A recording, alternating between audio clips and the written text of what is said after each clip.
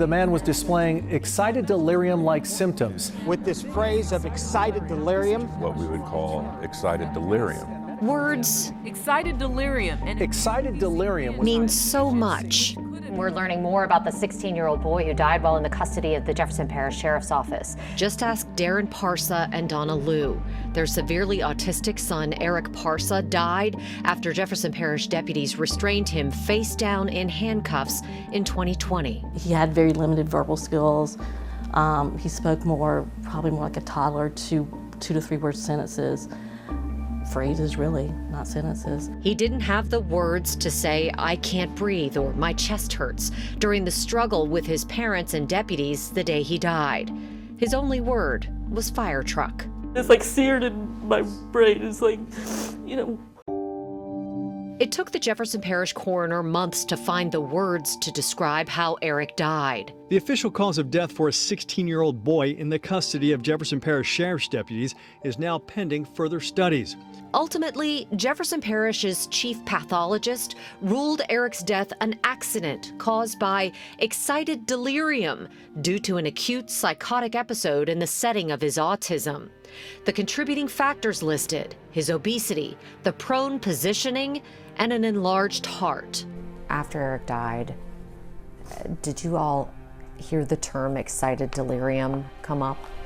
That wasn't until after. We'd never heard of it before he died. The American Medical Association broadly defines excited or agitated delirium as being in a highly agitated and combative state, sometimes with an elevated temperature.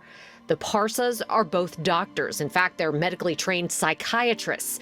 And again, they had never heard of it.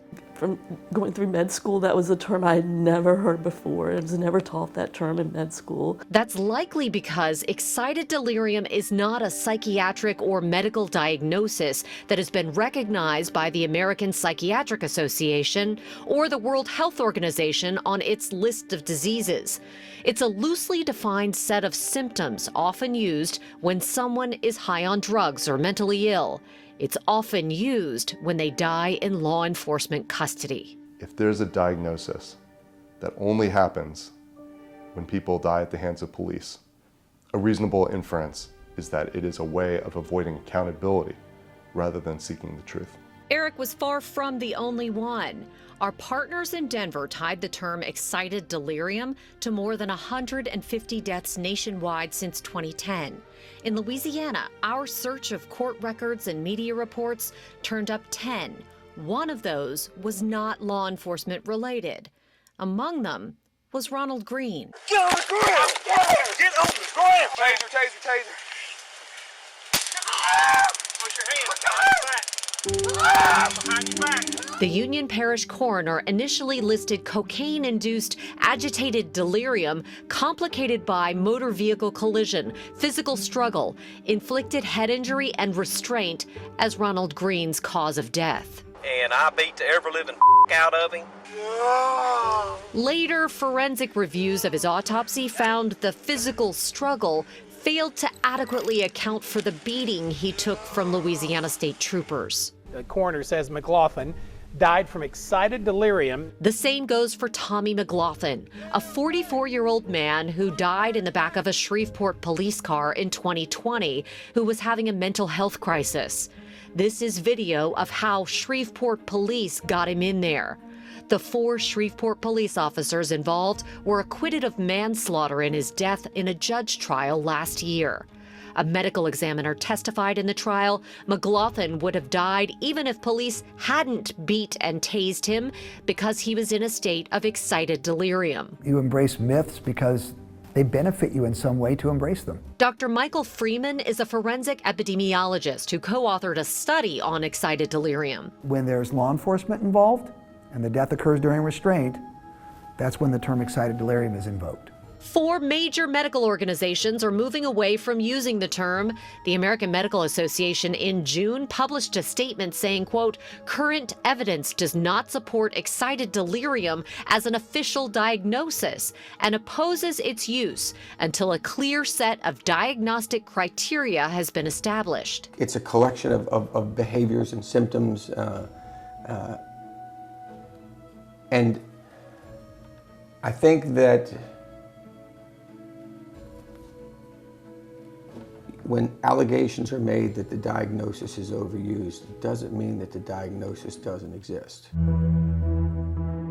Jefferson Parish Coroner Dr. Jerry Satanovich says he's seen the aftermath of it firsthand, both as a former ER doctor and as coroner. In excited delirium deaths, the autopsy does not show a cause of death.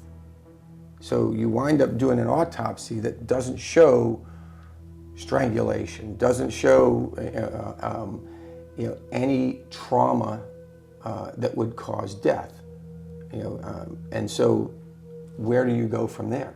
You've got to go and look at the entirety of the presentation. Jefferson Parish Sheriff Joe Lopinto, who recently settled the Parsa family's federal civil rights lawsuit, echoes that. I think excited delirium is a term that gets thrown around pretty loosely, but I think it's also a term that is because we just don't know what happened.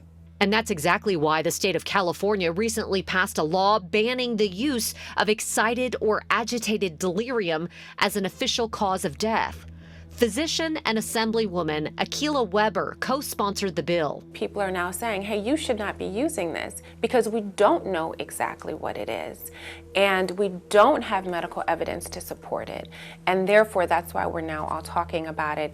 California's done something about it, and hopefully other states across the country will as well.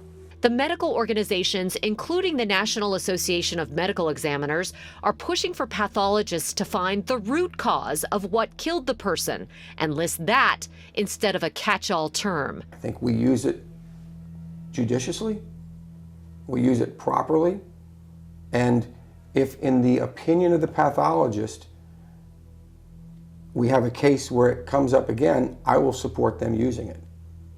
I will also, I also know that they're more likely going to follow up behind the recommendations of the National Association of Medical Examiners and use the descriptive terms instead of the syndrome, because it's the same thing. The Parsa case is the only one where JP used excited delirium on a death certificate in recent years, and his parents are asking Satanovich to take another look at it, not only because the medical organizations are recommending coroners move away from it.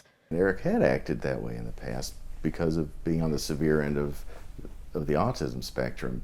So in and of itself, his behavior wasn't something out of the blue that never, this was something that we had seen previously because of his diagnosis and for which he was being treated. If somebody came and asked us to look at it again, we wouldn't shut the door on him, we'd talk to him. I'm not sure what we would do.